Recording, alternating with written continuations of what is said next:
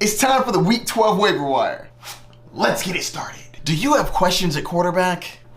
Don't worry, I got you. Baker Mayfield. He had a tough matchup last week against the 49ers, but he faces Indy this week, and that does not scare you. He should be fine against the Colts. They're middle of the pack. Next up, we have Jordan Love, and I don't love this, but I do think he should have a fine game. The Detroit Lions are going to score on the Packers, which means Love's going to have to score to keep up. I think he'll be a solid play. I don't normally like Matthew Stafford without Cooper Kupp, but he's going up against the Arizona Cardinals, and he gets Kyron Williams back this week. I think he should have a fine game. Don't look for a blow-up matchup, but he probably is going to get you around 17, 18 points. This is more of a desperation play. Just like this next guy, Derek Carr. This is a desperation play. He's not played great all year, but he goes up against the Atlanta Falcons. The Falcons allow the most points to the quarterback position, so whether it's Derek Carr or Jameis Winston, the quarterback for the New Orleans Saints should do pretty well. And please check to make sure Kyler Murray isn't out there. If he is, that could be a league winner. Grab him. Are you weak at wide receiver?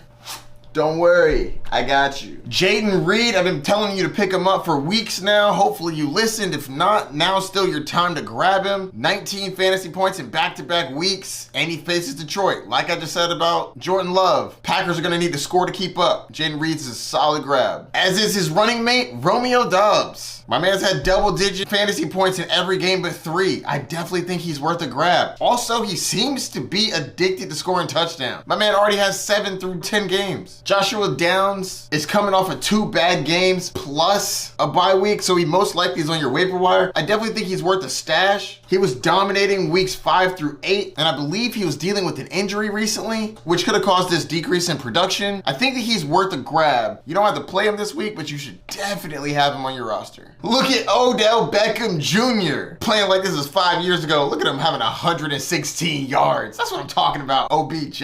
Odell was a little bit banged up in last game, but I think that he's worth a grab. With Mark Andrews going down, Odell Beckham Jr. is definitely higher on the pecking order now. He's worth the roster spot. Keep in mind, they got a bye week 13. Some other players that I think are worth a stash. Raheed Shaheed, he's a boom bust player that can boom and win you a week. And Demario Douglas, double-digit fantasy points in 3 of the last 4 weeks. I like how many targets he's getting. And make sure Noah Brown isn't on the waiver wire. Are you having a rough time with running backs?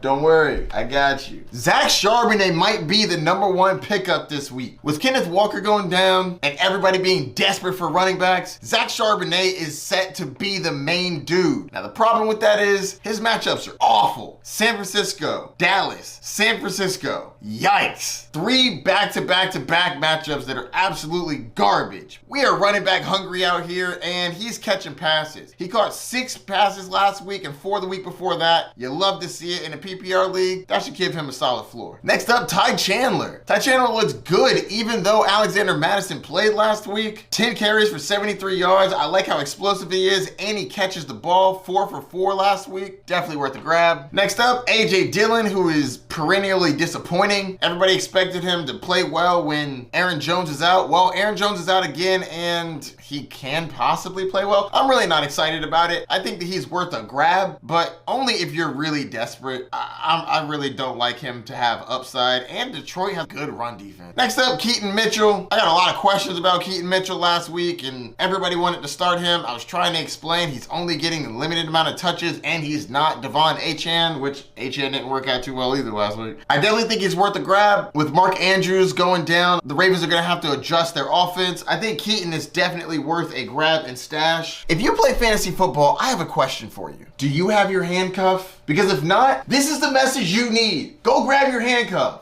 If you have Christian McCaffrey, you should have Elijah Mitchell. If you have Derrick Henry, you should have Tajay Spears. If you have Travis Etienne, you should have Tank Bigsby. Now, I just named a few, but you know who your handcuffs are. You should be grabbing them immediately. The playoffs are around the corner. Make sure you're prepared. Are you having a tough time at tight end?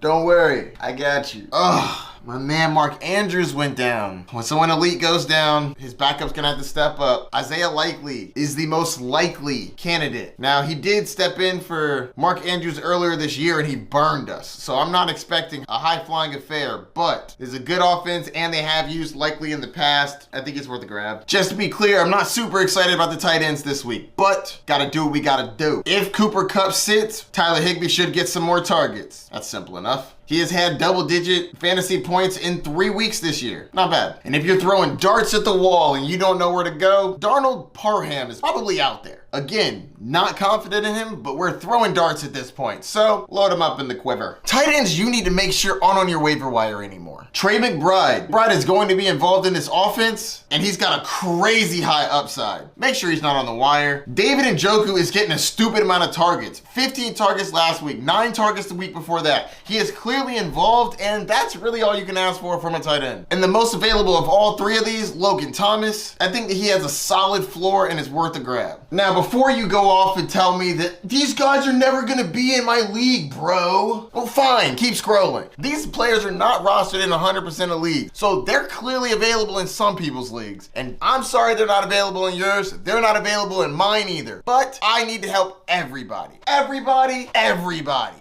So don't worry, I got you. Let me know if you find any of these guys on the waiver wire down in the comments. Are you desperate for a defense?